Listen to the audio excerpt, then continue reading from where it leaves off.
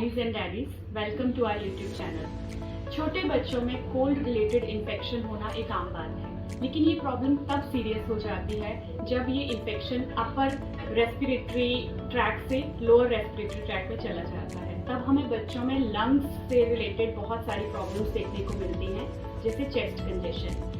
I am also a mother of 4 years old और मैंने इन 4 सालों में ऐसी बहुत सारी प्रॉब्लम्स का सामना किया है, but I was always guided by an expert health. So आज हम यहाँ ऐसी ही एक प्रॉब्लम को डिस्कस करने वाले हैं। So with the onset of this chilly weather हम अपने आसपास ऐसे बहुत सारे बीमार बच्चे देख रहे हैं with severe cough and cold, and some of them might need hospitalisation due to breathing difficulty. तो ये क्या एक वेदर इंड्यूस्ड प्रॉब्लम है, इन्फेक्शन है, या कोई डिजीज है? और अगर ये डिजीज है तो इसके क्या साइंस एंड सिम्टम्स होते हैं? आइए जानते हैं हमारे किड्स हेल्थ एक्सपर्ट से। किरण जी, बहुत अच्छा टाइम का पूछा हुआ सवाल है आपका, क्योंकि आजकल चिली वेदर है और इसमें बहुत सारे बच्चों को कफ कोल्ड की प्रॉब्लम है, बड़ी कॉमन प्रॉब्लम है। कफ कोल्ड तो एक नॉर्मल, जिसको हम कॉमन कोल्ड कहते हैं, डिजीज है, बट प्रॉब्लम तब खड़ी होती है जब लेस देन 2 years के बच्चों में ये प्रॉब्लम काफ़ी सीवियर रूप धारण कर लेती है और इसको बोलते हैं एक्यूट ब्रोंकिलाइटिस।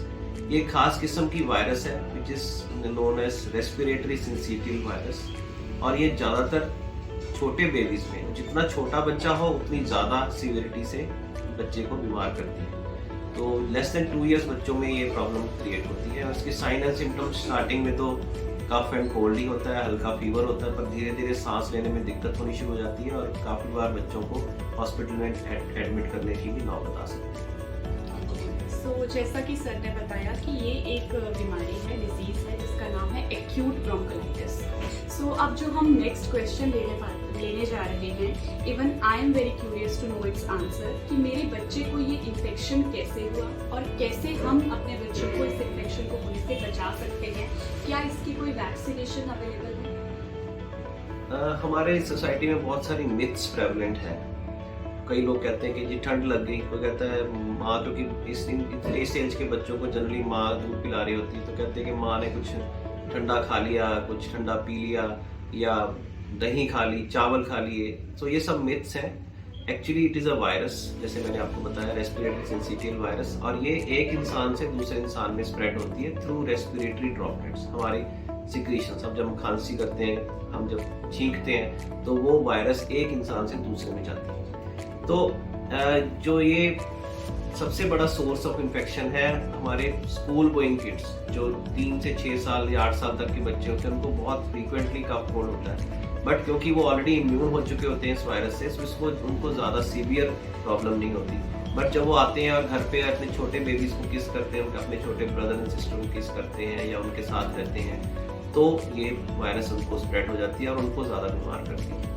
तो इट इज़ प्रिवेंशन, जैसे आपने पूछा, उसका सबसे अच्छा तरीका है मदर फीड, क्योंकि मदर ऑलरेडी इम्यून होती है, और adults are immune to this disease. तो मदर की फीड से बच्चे को ये इम्यूनिटी बेबी में ट्रांसफर हो जाती है। सेकेंडली, ये एक रूल बना लेना चाहिए कि बच्चे को माउथ पे किस नहीं करना, और अगर घर में छोटा बेबी है तो किसी भी इंसान को, बड़े को या बच्चे को अगर खांसी जुकाम है तो उस रूम में ना आए जहाँ पे बच्चा है। अनलकीली इसका भी वैक्सीन नहीं बना के हुई, और बाहर के देशों में एक मेडिसिन है which is very effective, but it is because it's very expensive, तो इसलिए अभी वो इंडिया में अवेलेबल है। जैसा सर ने बताया कि इस बीमारी की अभी तक कोई वैक्सीनेशन नहीं है, ओनली आपका अवेयरनेस जो है वो बच्चे को बचा सकता है। सो नेक्स्ट क्वेश्चन जो हम लेने वाले हैं, which is very important for all Indian house holds. जैसा कि जब बच्चा घर में बीमार होता है तो हमें सेवरल एडवाइसेस मिलती हैं कि आप बच्चे को ये कर दो, वो कर दो, but I think we should always rely on expert advice. So इसी तरह का एक क्वेश्चन मैं आगे लेना चाहूँगी, जो ये पूछ रहा है कि अगर बच्चे को ये इन्फेक्शन हो जाता है तो what can be done at home to prevent this deterioration, और वो कौन सी ऐसी बॉर्डर लाइन है जो हमें समझने की ज़रूरत है when we should decide that our baby needs hospitalisation. So इसके बारे में आपके बहुत ज़रूरी सवाल है, क्योंकि माँ बाप ये जानना चाहते हैं कि कब तक मैं घर पे रख के इसका इलाज कर सकती हूँ और कब मुझे हॉस्पिटल में एडमिट करने की जरूरत है। तो ये बहुत ज़रूरी है जानना किसी भी मदर और फादर के लिए। खांसी जुकाम तो माइनर इलनेस है, अगर तो इसी तक लिमिटेड है तो कुछ करने की जरूरत नहीं, जनरली माइल्ड मेडिसिन से बच्चा घर पे ठीक हो जाता है। बट अगर बच्चे को सांस लेने में दिक्कत होनी शुरू हो गई, बच्चा सांस बहुत तेज ले रहा है और सांस लेते समय उसकी पसली ऐसे मूव कर रही है, जैसा कि आप इस वीडियो में देख सकते हैं, और बच्चा बहुत ज्यादा रो रहा है, चुप कराने पे भी चुप नहीं हो रहा, फीड लेना बंद कर दिया, बच्चा सुस्त हो गया है, या बच्चे को सांस लेने में बहुत दिक्कत हो रही है, तो ऐसी सिचुएशन में बच्चे को हॉस्पिटल में एडमिट करने की जरूरत होती है। हाँ, इसको प्रिवेंट करने के लिए कि आगे तक ये प्रॉब्लम ना बढ़े, उसके लिए सबसे अच्छी रेमेडी है स्टीम। क्योंकि आप जानते हैं आजकल ठंड के मौसम में अगर बारिश भी ना हो रही हो तो हवा में नमी की मात्रा बहुत कम हो जाती है, तो हमें रूम में ही वेपराइजर, एक सिंपल सी मशीन मिलती है, या आप एक पानी का पतीला भी गर्म किसी हीटर पे रख सकते हैं ताकि उसमें से आप स्टीम बनती रहे। रूम के अंदर स्टीम रहनी चाहिए और बच्चे को भी दिन में 3-4 बार स्टीम दें, तो उससे डिटेरियोरेशन नहीं होगा।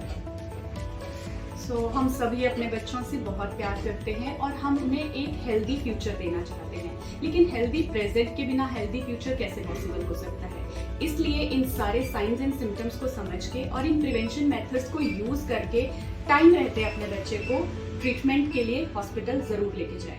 सो नेक्स्ट क्वेश्चन सर हम लेने वाले हैं, जिसमें हम जानना चाहते हैं कि इस डिजीज के क्या कॉम्प्लिकेशंस हो सकते हैं।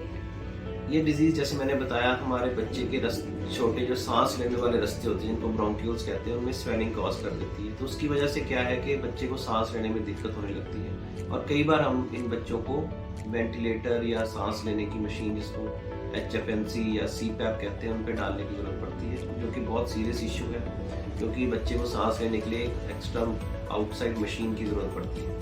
बट लकीली काफ़ी सारे बच्चे इस प्रॉब्लम से ठीक हो जाते हैं। अराउंड, अगर उनका प्रॉपर ट्रीटमेंट चलता रहे तो अराउंड 95% इसमें सक्सेस रेट है कि बच्चे इस प्रॉब्लम से निकल आते हैं। सो नेक्स्ट हम बात करने वाले हैं उस फेज़ के बारे में जिसे हम कहते हैं रिकवरी फेज़, और ये हर पेरेंट्स के लिए जानना बहुत ही ज़रूरी होता है कि उनके बच्चे की रिकवरी के क्या चांसेस हैं। तो सर हम आपसे ये जानना चाहते हैं कि छोटे बच्चों में इस डिजीज़ से रिकवरी के कितने चांसेस हैं और ये कितना टाइम लेता है रिकवरी फेज़। जैसे मैंने बताया, इसमें ऑलमोस्ट 95% बच्चे रिकवर हो जाते हैं, और अराउंड 5% बच्चे अनलकीली कई बार कॉम्प्लिकेशंस का शिकार होकर नहीं रिकवर हो पाते। अगर बच्चा रिकवर हो रहा है तो around 7 to 10 days on an average, और अप टू 14 डेज भी कई बार हॉस्पिटल में लग जाते हैं, बिकॉज वायरस जो है वो जनरली मेडिसिन को ज़्यादा रिस्पॉन्ड नहीं करती, उसकी अपनी एक मियाद होती है, एक टाइम होता है जिसमें वो ठीक होती है। तो around 7 to 10 days on an average बच्चे को हॉस्पिटल में लग जाती है। Thank you so much sir, इतनी वैल्यूएबल इन्फॉर्मेशन शेयर करने के लिए हमारे साथ। सो आई होप अब आपको एक्यूट ब्रोंकोलाइटिस के बारे में काफ़ी इन्फॉर्मेशन मिल गई होगी कि कब ये वायरस हार्मफुल आपके बच्चे के लिए हो सकता है। सो इस तरह की और इन्फॉर्मेटिव वीडियोस देखने के लिए हमारे चैनल को सब्सक्राइब करें और अपने बच्चे को हेल्दी और हैप्पी बनाए रखें। Thank you so much. Thank you.